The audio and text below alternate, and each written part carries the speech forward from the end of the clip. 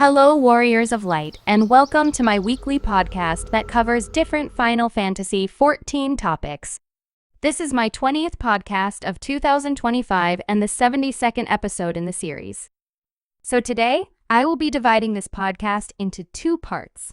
For the first part, I will be commenting on one topic from the English General Forum, the 2025 Make It Rain campaign, the recent release of Patch 7.21, the Gold Saucer Festival in Tokyo, and Naoki Yoshida presenting as a guest of honor at the 2025 Anime Expo in Los Angeles. For the second part of the podcast, I will be commenting on the ending of Season 14 of the Crystalline conflict, the new additions to the Final Fantasy XIV tabletop role-playing game, the recommencement of automatic housing demolitions on North American data centers, the latest episode of Duty commenced, and the new downloadable mini music album. Today is May 17th, 2025. So, this year I will randomly pick general official forum topics in different languages and give gamers my thoughts on them. So, today, I will be commenting on a thread from the English forum titled Elpis Bloom Glam Piece that was created by a user named Y2B. This discussion was started in May of 2025, and offers a suggestion of adding the Elpis bloom to headgear. So, as always, I think giving gamers more options for their character's appearance is always a great proposal, and I personally would love to see the Elpis bloom added to the game as headgear. The Elpis blooms are extremely rare and very difficult to cultivate, and a small unusual cluster of them can be found on Labyrinthos. Because these rare glowing flowers are entirely made from Dynamis, their cultivation can be commonly found in Ultima Thule. In addition, Elpis flowers have been recreated in real life as a collectible item that would brighten any Warrior of Light's journey, and interested gamers can visit the Square Enix online store to obtain one. So, in closing this part, I highly recommend gamers to take a look at this English discussion and take a glance at the Elpis flower in the Square Enix online store. Next, the 2025 Make It Rain campaign will start on May 19th and end on June 11th. To participate, gamers will need to speak to the ebullient citizen in Ulda, Steps of Nald, and start the quest titled Royal Rumblings. Also, gamers must be at level 15 and complete one of the following main scenario quests: the Gridanian Envoy, the Uldan Envoy, or the Lomansan Envoy, and need access to the Manderville Gold Saucer.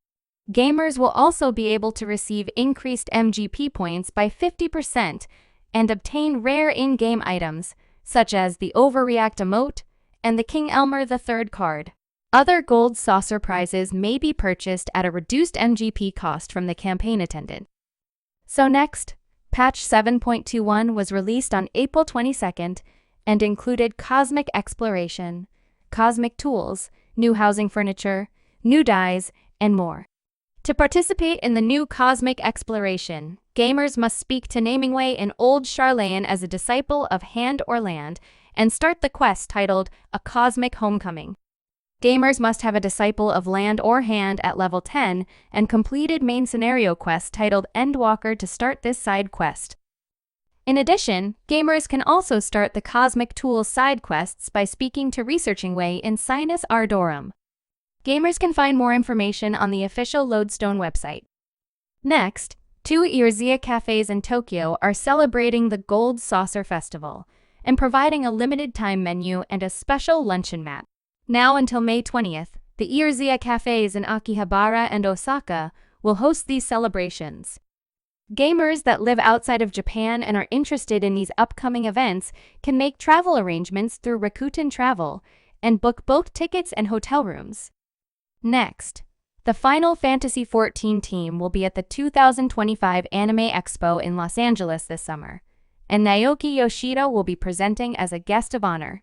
Gamers can journey with Naoki Yoshida as he looks back on his life, early career, and experiences. The Anime Expo will be held at the Los Angeles Convention Center at 1201 South Figueroa Street in Los Angeles, California, from July 3rd to July 6th.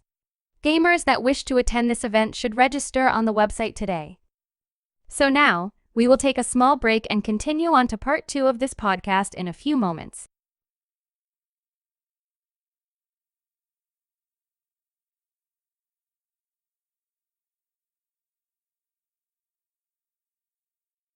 Welcome back, everyone. So, for part 2 of this podcast, I will be covering the ending of Season 14 of the Crystalline conflict, the new additions to the Final Fantasy XIV tabletop role-playing game, the recommencement of automatic housing demolitions on North American data centers, the latest episode of Duty Commenced, and the new downloadable mini-music album. So, Season 14 of the Crystalline conflict will soon draw to a close with the beginning of Patch 7.25 maintenance on Tuesday, May 27th. Once the season has ended, gamers will receive rewards according to their overall rank and tier within each physical data center, and high-ranking players from each data center will receive rewards and vouchers via the Moogle delivery service. These vouchers can be exchanged for rewards by speaking with the seasonal quartermaster at the Wolves' Den Pier. In addition, gamers can augment Hellhound weaponry by delivering commendation crystals and the Hellhound weapon of your choice to the commendation quartermaster. Gamers can find more information on the Lodestone website. So, the Final Fantasy XIV tabletop role-playing game is already out, and gamers can pre-order new editions now. This tabletop role-playing game allows gamers to experience Eorzea from a whole new perspective. Gamers can step into the shoes of an heroic adventurer, or assume the Game Master's mantle, and then cooperate to forge your own unique stories within the vast and exciting universe of Final Fantasy XIV. The new editions will be available in a scenario and Game Master guide, and provide gamers with game data and lore for over 130 types of monsters, as well as special rules including interactions with allied societies, weather mechanics, and more. It also provides helpful examples and informative cheat sheets for game masters looking to host their own exciting adventures. The guide also contains 3 new scenarios set in Heavensward, 11 encounters based on in-game fates, and battle data for creating especially challenging battle situations. In addition, the deluxe version will further include over 430 tokens to represent monsters and non-playable characters, and 8 illustrated battle maps to represent the terrain of different scenarios. I highly recommend gamers that love tabletop role-playing games to add this version to their collections. Next, the automatic housing demolition timer for worlds in the North American data center, which was halted temporarily in January 2025, will resume on Friday, June 6th. The counter for automatic demolition may be reset for certain estates depending on the usage of housing during the period when estate demolition was suspended. If an estate hasn't been built on the plot, the counter may be reset upon entering the estate once it has been built. For gamers who have not entered their estates for at least 30 days, the status under the Estate tab of the Timers window will indicate the estate is being prepared for demolition and denote the number of days remaining. This status will no longer be displayed upon entering the estate. Gamers can find more information on the Lodestone website. Next, the latest episode of Duty Commenced was broadcasted on April 23rd, and the 2 hosts, Aya and Sarah with fellow Warriors of Light, explored the Hatching Tide event for some excellent Arc and Egg parasols and took on some of the AAC Cruiserweight matches. In addition, Aya and Sarah, also known as Sissy and Minorine, showcased the latest entries from talented content creators and artists during the Community Commendation segment for prizes and giveaways, such as the frog costume hat. The episode is now available to watch on the Lodestone website, or on the official Final Fantasy XIV Twitch channel. Lastly, the new downloadable mini-album titled Final Fantasy XIV, Dawntrail EP5 is now available, and includes music from the Arcadians Cruiserweight tier matches, the Underkeep Dungeon, and the Recollection Battle. The official tracks included with this digital download are Ride the Rhythm, Back to the Drawing Board, Not Afraid, Unleashed, Find the Princess, and Roses of May. Gamers can purchase these songs in the iTunes Store and from Amazon Music. In addition, gamers can also purchase these songs from Mora, Rekochoku, Anemilo, and Dwango in Japan. Gamers can find more information on the official Lodestone website.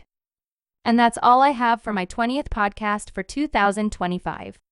If you enjoy my podcasts, you can subscribe to my English podcast channels on YouTube and Rumble, and my Russian channels on Rutube and VKontakte. Also, you can follow me on X, formerly known as Twitter, under Dynamis Ryne. Each week, I try to answer comments and questions found on my channels through my weekly podcasts. Feel free to post on my social media platforms and subscribe. Thank you for watching. See you next time.